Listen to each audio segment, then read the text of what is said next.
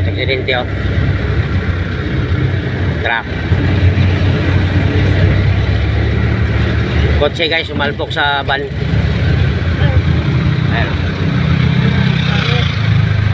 Lips to lips. Dito lang yan guys sa Repiston. Pagkalagpas na Meralco. Madilim kasi lugar guys, ginagawa kasi karsada dito eh.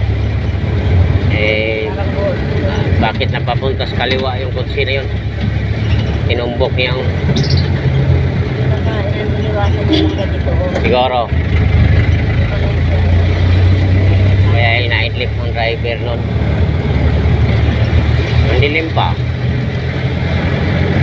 Ayan guys, wala pang mga enforcer, pati puso wala pa, wala pang pulis. Pero malapit lang sa police station ng aksidente. Nangyari yun ha.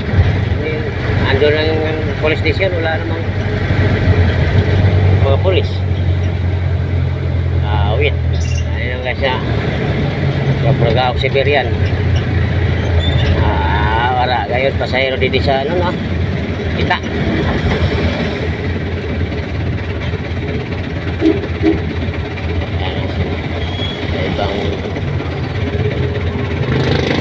Guys, huwag yung kalimutan mag-subscribe at follow sa Facebook page ko, lalo sa aking YouTube channel, Brangada Gapong.